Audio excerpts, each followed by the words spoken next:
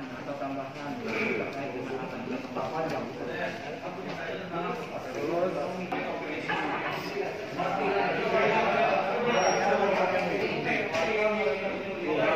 dalam satu tahun siapa perbaikan kalau ambil kopinya harga tas melon ini tembus 40.000 langkah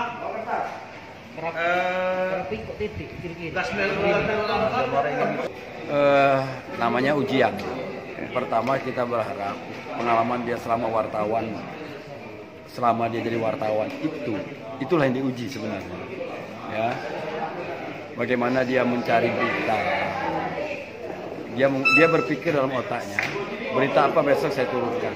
Artinya kalau dia bicara soal berita ekonomi misalnya, artinya dia mesti punya siapa yang dia tuju narasumbernya. Dia punya narasumber yang mau dia tuju, apakah kepala dinas pertanian atau perikanan misalnya kalau bicara soal ekonomi, dan dia punya di otaknya daftar pertanyaan sudah dia siapkan. Nah, disitulah letak salah satu ujian wartawan. Dia apa yang dia lakukan sehari-hari diuji di sini. Ya, diuji tentang bagaimana dia bertanya kepada narasumber, dan nanti dia membuat berita. Kita hadirkan narasumber sebagai seorang narasumber, kepala dinas mungkin ada apa. Tadi Banwaslu kebetulan di sini. Banwaslu bicara tentang peran Banwaslu, dan nanti wartawan besok membuat berita tentang itu. Ya. Ini Pak, ini kan ada kompetensi ini tentunya ada beberapa tingkatan muda, madya, utama. Ya. Nah, untuk masing-masing jenjang ini tentu itu kan membedakan kualifikasi dari setiap wartawannya. Gimana itu Pak? Jadi gini, muda itu dia adalah wartawan. Nah, wartawan biasa, mereka yang mencari berita, mereka yang menemui narasumber dan lain-lain. Nah, mereka yang membuat berita di lapangan. Itu jenjangnya muda. Madya itu adalah redaktur. Hasil berita tadi, madya yang memeriksa. Sudah layak belum berita ini diturunkan? Ya kan? Sudah cukupkah narasumbernya yang diturunkan? Nah, itu salah satu mata ujinya, menilai kelayakan berita ini untuk dinaikkan.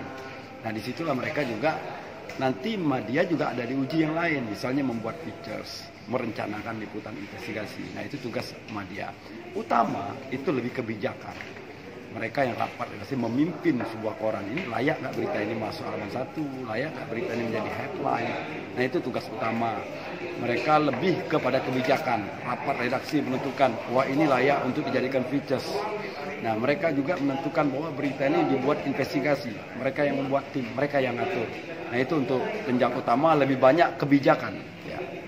Nah, kira-kira apa Pak harapannya terhadap terutama wartawan di Muara Enim ini Pak? Dengan adanya kegiatan uji kompetensi wartawan ini Pak? Pertama, tingkatkan kualitas. Ya, tingkatkan kualitas itu belajar.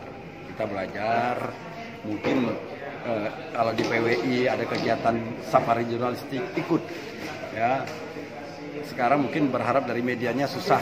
Jadi lemak bukalah, ya buka aja, baca di buku atau di Google atau di mana saja, baca tambahan ilmu.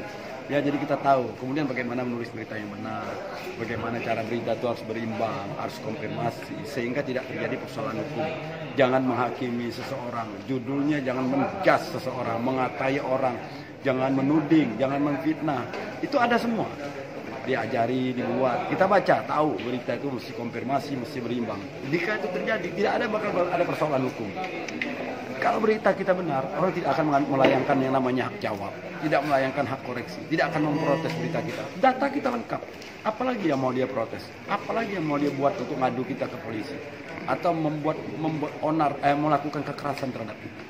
Kalau itu sudah dilakukan wartawan, berita lengkap, konfirmasi, berimbang, orang tidak akan melakukan apa-apa. Ya, tidak mungkin dia marah. Berita lengkap kok, mengapa marah? Ini bapak data, bapak lengkap semua. Jadi tidak ada mungkin ada yang namanya delik hukum atau mengadu ke Dewan Pers.